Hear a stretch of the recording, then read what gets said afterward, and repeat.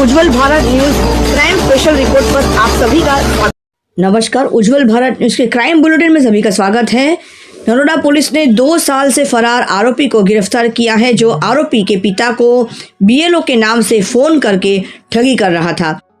आपको बता दें कि अहमदाबाद की नरोडा पुलिस का हाल ही में किया गया काम चर्चा का विषय बन गया। अहमदाबाद नरोडा जीआईडीसी से किडनैप हुए एक नाबालिग का केस पुलिस कांस्टेबल की होशियारी से 2 साल बाद कामयाब हुआ है।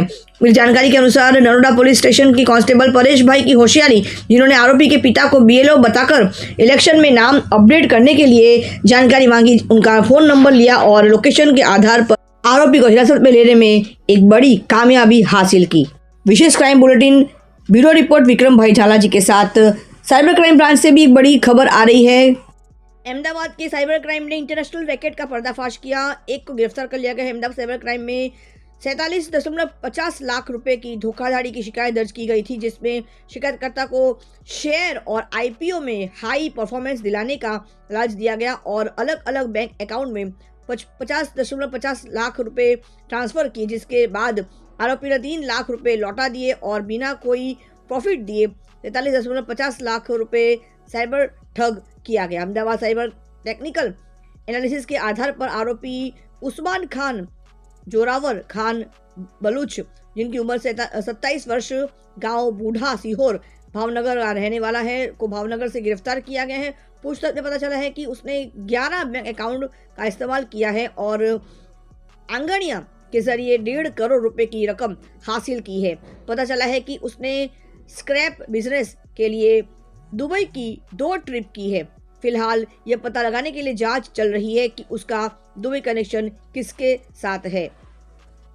आइए जानते इस बारे में विशेष तौर पर डिपार्टमेंट से इस विशेष विषय को लेकर क्या कहते हैं।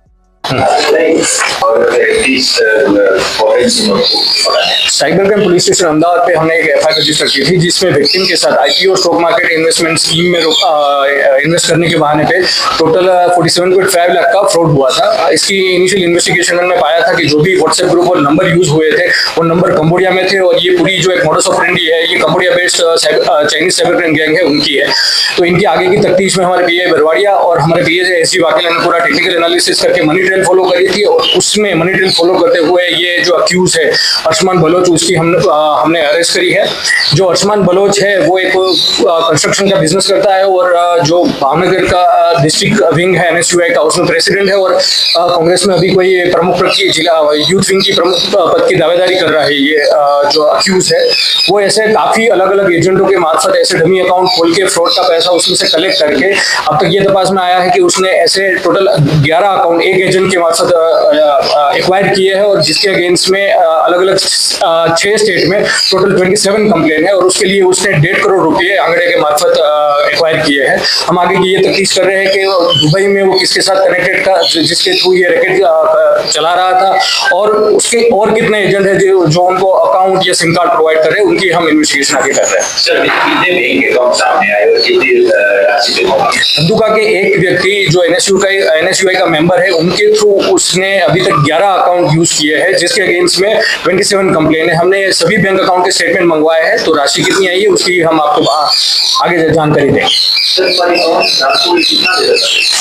ये जो धारकों को जिसको अकाउंट होल्डर उनको 2000 रुपए देने का वादा किया था और इसका जो इंटरमीडिएटरी है उनको ये पर अकाउंट 20,000 से 30,000 का कमीशन देने का वादा किया था इसका।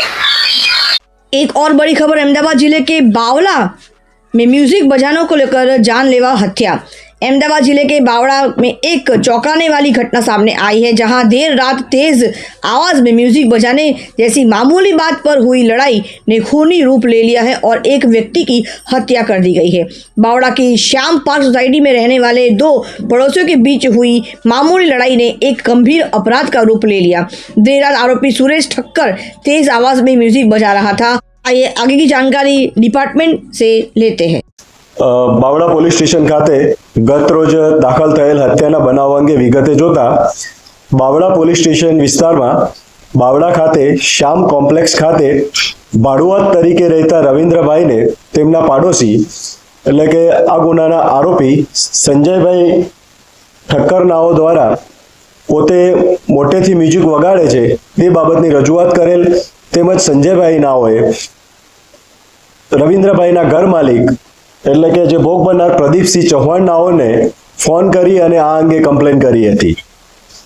આ કમ્પ્લેન મળતા પ્રદીપભાઈ ચૌહાણ નાઓ સુરેશભાઈ ઠક્કર નાઓ પાસે આવી અને રવિન્દ્રને પણ સાથે લાવે છે અને મ્યુઝિક મોટેથી વગાડતા ન હોવાનું જણાવે છે અને આ અંગે ઉગ્ર બોલાચાલી થાય છે. બોલાચાલી દરમિયાન આરોપી સુરેશભાઈ ઠક્કર નાઓ અચાનક ઉશ્કેરાઈ જતા પોતાની પાસે પડેલ છરો લઈ અને 2 ઘા મરણ જનાર પ્રદીપભાઈ ચૌહાણ નાઓના છાતી અને પીઠના પાછળના ભાગે મારી દે છે. આ બનાવ બાદ ભોગ બનનાર લોહી લુહાણ થતા તેમને સારવાર અર્થે હોસ્પિટલમાં ખસેડવામાં આવે છે, જ્યાં ડોક્ટર શ્રી નાઓ દ્વારા તેમને મરણ જાહેર કરવામાં આવેલ છે. આ અંગે બાવળા પોલીસ સ્ટેશન ખાતે BNS સેક્શન 103(1) મુજબ ગુનો દાખલ કરી વધુ તપાસ હાથ ધરવામાં આવેલ છે.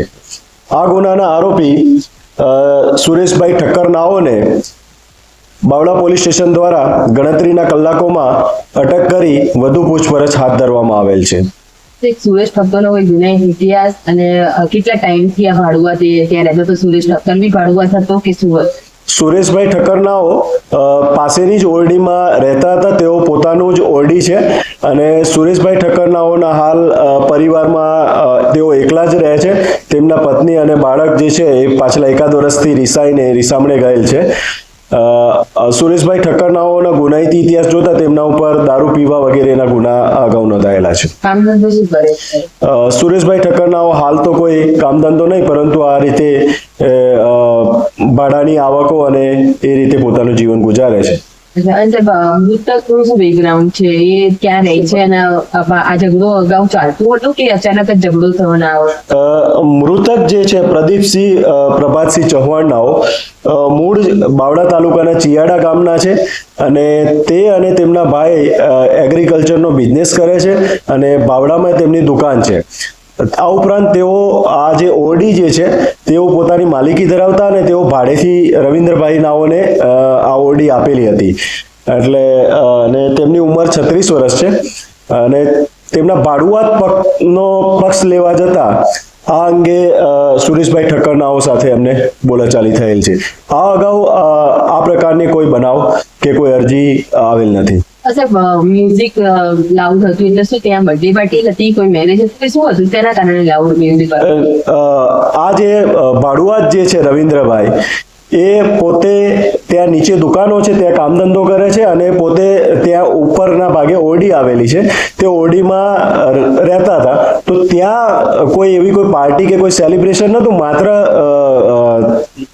એન્ટરટેનમેન્ટ માટે થઈને મ્યુઝિક વગાડવાની વાત હતી. પરંતુ તેમણે જણાવેલ કે તેઓ કોઈ મોટા અવાજે કોઈ મ્યુઝિક નહોતા વગાડતા, પરંતુ એમણે એવું કીધું હતું કે આ ભાડુઆતોને અહીંયાથી તમે ખાલી કરાવી દો. એટલે આ બાબતે થઈને ઉગ્ર બોલાચાલી થયેલ.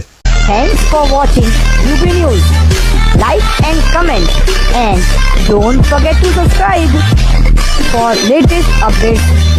Subscribe our channel.